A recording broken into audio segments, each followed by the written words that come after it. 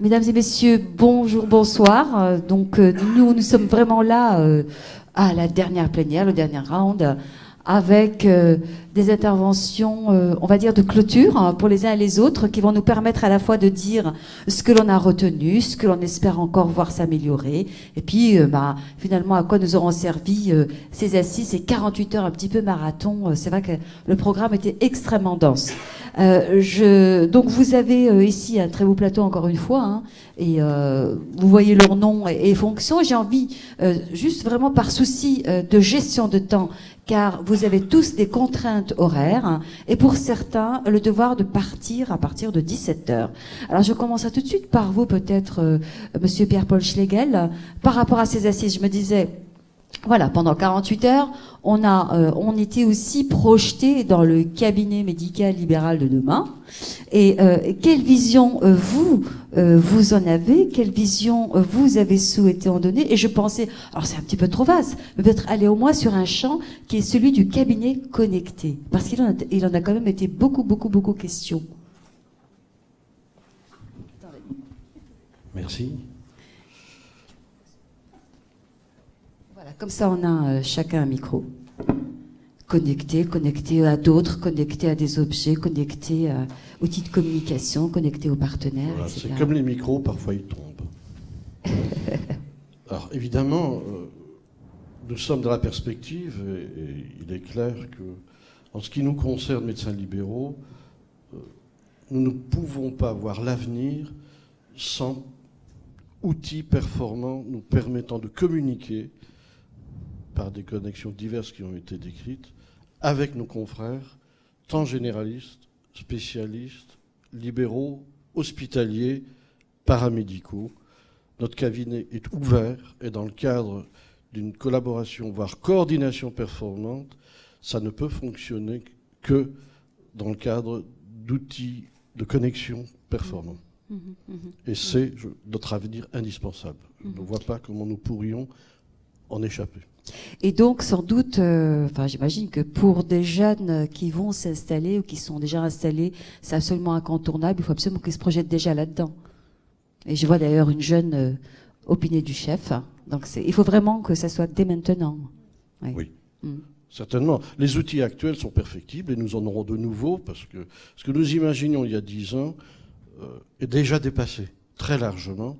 Et l'avenir nous réserve encore, j'espère, de très bonnes surprises, tout en reconnaissant que notre objectif, c'est la collaboration, c'est le partenariat, ce au bénéfice du patient.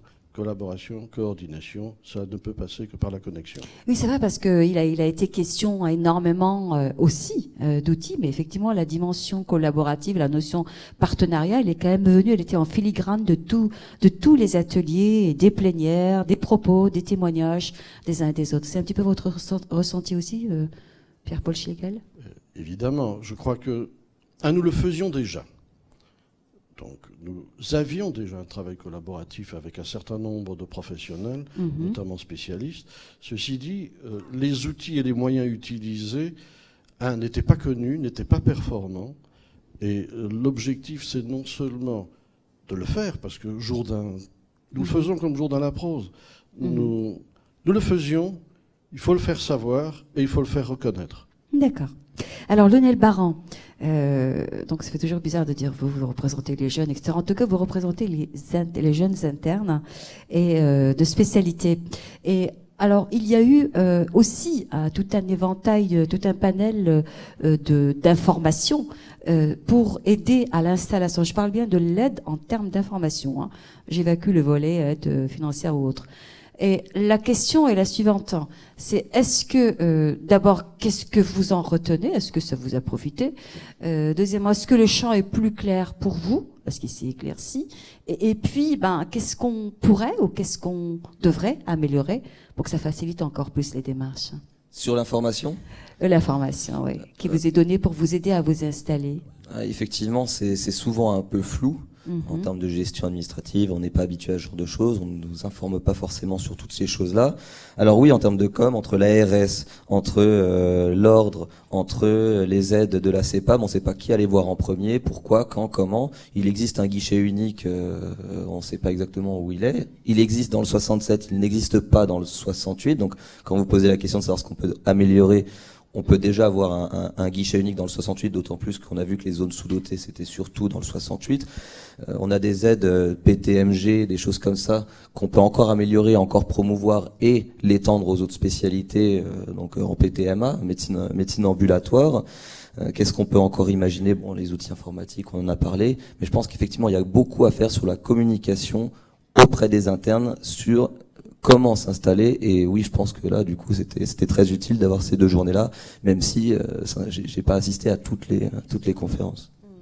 Et alors, donc, moi, ce que j'entends lorsque vous dites il y a ça, c'est-à-dire qu'il y a une multiplicité des acteurs et donc un besoin, une envie de bien maîtriser qui est qui fait quoi et comment on fait ensemble, en gros. C'est ça. Hein. Et est-ce que, par exemple, il faudrait aussi, je sais pas, est-ce qu'il faudrait aussi qu'il y ait un peu plus de formation, d'information là-dessus au cours de vos études? J'ai entendu tout à l'heure, on a dit, il y avait une intervenante qui disait que aujourd'hui, il y a, pour le dernier semestre, je crois, il y a une information sur comment on s'installe au cabinet libéral. Ben oui, ça c'est clair. Déjà, enfin, on peut pas se projeter si on connaît pas les différentes modalités d'exercice. Donc choisir un lieu, un mode d'exercice, il faut les connaître. Donc ouverture de stage en médecine ambulatoire ou en médecine générale, ça il faut le faire. Il faut en parler pendant l'internat évidemment et dire voilà, la solution de demain c'est peut-être pas, il n'y a pas une solution unique imposée.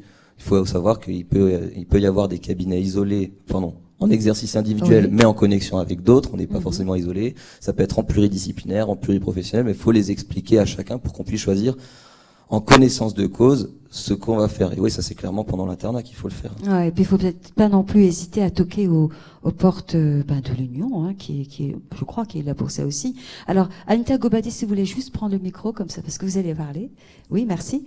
En fait, il a été aussi question. Donc vous représentez les internes en médecine générale, c'est bien ça. Je me trompe pas. Et donc, il a aussi été beaucoup question, et je peux vous dire, quelle que soit la catégorie d'âge, de l'équilibre entre vie professionnelle, vie privée, que l'on soit femme, homme, ça a été dit, hein, même dans les témoignages, et puis même dans quelques correctifs qui ont été amenés par-ci par-là. Alors, je me demandais, est-ce que c'est une question que vous croisez-vous chez les internes, que l'on vous apporte? Oui, tout à fait. Beaucoup. C'est une question qui a été soulevée à plusieurs reprises au cours de ces 2 jours. La problématique principale des internes de médecine générale et futurs médecins généralistes, c'est de se dire comment on va gérer cette double compétence, parce que finalement, on a une compétence de médecin, mais on a une compétence d'entrepreneur, de chef d'entreprise. Et tous les internes de médecine générale, dans la grande majorité, parce que 80% d'entre eux, en tout cas, vont devenir médecins libéraux, se disent « je suis d'abord médecin. Comment je vais gérer mon entrepreneuriat, entre guillemets je veux faire passer mon activité de médecine au premier plan et derrière, avoir le support finalement ». Proposé par ces assises-là pour faire en sorte que tout soit géré derrière et que je me consacre principalement à mon activité de médecine. Et c'est comme ça que je pourrais en tout cas envisager un équilibre entre ma vie personnelle et ma vie professionnelle, parce que ça semble une entreprise débordante. Débordante, oui. Voilà. Et sur concrètement ce que proposaient en tout cas les internes de médecine générale, parce qu'ils ont été sondés à multiples reprises pour savoir comment ils envisageaient leur activité de médecine générale, qu'elle soit équilibrée. Pour eux, la grande majorité, effectivement, c'était de travailler en association, qu'elle soit monodisciplinaire, pluridisciplinaire, donc travailler ensemble, être également maître de stage universitaire, avoir un rôle de universitaire pour transmettre ce qu'ils ont comme vision de leur activité de médecine générale du futur et la transmettre aux futures générations, parce que la formation, comme je le disais, j'acquiesçais tout à l'heure, elle doit être absolument réglée et adapté en parallèle de toutes ces transformations finalement du cabinet médical de demain. Vous voulez intervenir là-dessus, je veux. Non, mais c'est vrai, c'est exactement ça, et on voit que ce qui est plébiscité dans l'ensemble des SP, c'est l'exercice mixte. C'est-à-dire la possibilité universitaire, mais la possibilité, je crois que c'était 67%, une enquête des internes de Paris. Après, il faut voir en Alsace. Mais clairement, c'est plébiscité. Donc de la souplesse, ne pas se dire on est enraciné dans ce type d'exercice. On peut travailler et en libéral et à l'hôpital. Enfin voilà, ça je pense que c'est vraiment plébiscité par tout le monde. Oui, finalement, on revient à l'idée de la connexion, de travail en réseau. Et puis, il y a aussi une autre question, justement, Pierre-Paul Schegel qui est en filigrane, c'est celle aussi peut-être de la compétence, de l'aide, de l'assistance humaine qui doit être absolument, moi j'ai cru l'entendre tout au long des interventions, absolument exister pour dégager du temps médical. Oui, certainement. Ce que nous souhaiterions, c'est de pouvoir consacrer notre temps à notre métier, qui est de soigner les gens, d'entamer des démarches diagnostiques et thérapeutiques performantes et éviter de gaspiller une part importante de temps en gestion, en administration, en prise de rendez-vous, en coordination. Ceci étant, ça a un coût. Et pour le moment, il n'y a pas de dispositif économique permettant cette prise en charge, au moins dans les cabinets isolés ou dans les cabinets de groupe, en dehors de structures très particulières qui se développent et qui ont probablement raison de se développer, étant entendu qu'elles doivent néanmoins garantir le côté libéral de la chose et la pérennité de son financement et conserver son caractère libéral. Donc, libérer du temps de travail pour permettre et se consacrer essentiellement à notre métier qui est de soigner les gens. Au cœur de métier. Et on a parlé également, d'ailleurs ça rentre un petit peu dans... peut-être, vu par moi, dans ce qui peut aider aussi le médecin dans sa pratique médicale. On a parlé d'un certain nombre d'outils, des outils de coordination. On a parlé du DMP, de la messagerie sécurisée. Alors, la question s'adresse à vous, Laurent Habert. Comment vous voyez leur avenir, premièrement? Je pense que vous avez beaucoup réfléchi là-dessus. Et puis, alors peut-être, est-ce qu'on peut s'attendre à d'autres outils aussi qui pourraient, sur lesquels on devrait investir? Sur les outils, je crois que la table ronde de ce matin l'a bien mise en évidence. Il y a déjà beaucoup de choses qui existent, qui ont été développées, tant des outils nationaux que des outils régionaux. Très clairement, nous, on en fait en région Alsace une des priorités vraiment les plus importantes. Ça tombe bien, c'est aussi historiquement une des priorités très fortes de l'Union régionale. On considère que c'est probablement là où on peut gagner en qualité, en efficacité, en qualité d'organisation de la pratique médicale.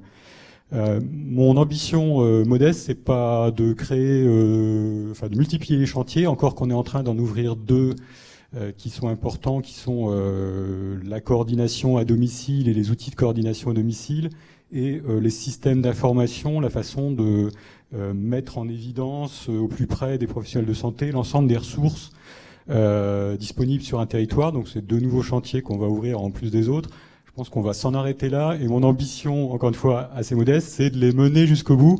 On voit bien, c'était assez éclairant ce qu'a dit ce matin le docteur Bronner sur la messagerie idéale et la messagerie réelle, qu'on a encore une marge de progrès très clairement dans le contenu des outils, leur ergonomie, leur diffusion, leur maîtrise. Il faut s'attacher à ça, faire en sorte que ça rentre effectivement dans les pratiques, que ça corresponde à un usage médical accepté par les praticiens, efficace. Voilà, c'est ça, c'est du travail au corps à corps, si je puis dire, de terrain et de contenu. C'est ça, rester sur le terrain avec beaucoup de pragmatisme et ne pas surtout tomber dans des effets de mode. Alors Pierre-Paul Schegel, là, on arrive vraiment à la fin, et l'union donc fête ses 20 ans. Et je me disais, s'il y avait à la limite deux éléments identitaires pour définir ce qu'est l'union, quels seraient-ils? Je vous remercie de m'avoir posé cette question, étant entendu que l'union, par son nom lui-même, alors je le rappelle, parce qu'effectivement, nous avons été peut-être... nous avons ciblé plus particulièrement le 3e cycle de médecine générale, mais l'union, c'est l'union des généralistes et des spécialistes, c'est-à-dire de toutes les spécialités de médecine générale et les autres spécialités.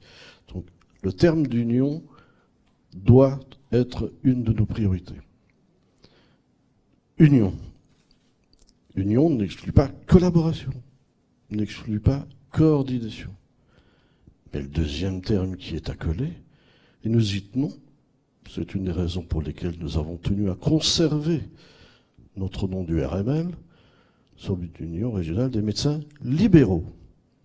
Et pour le moment, nous souhaitons conserver ce statut libéral, nous permettant une autonomie d'action, de gestion au service des patients, parce que nous pensons que le côté libéral, les libertés de choix, de prescription, sont fondamentales pour l'intérêt de nos patients. Nous ne souhaitons pas subir des contraintes économiques d'où qu'elles viennent. Ceci dit, nous souhaitons néanmoins vivre correctement notre métier. Donc, union et libéral. Et je crois que nous allons d'ailleurs passer à quelque chose qui va dire cet ADN, non? Me semble-t-il. Et nous allons rejoindre notre place, tout doucement. Je vous remercie de votre présence. Et... Merci.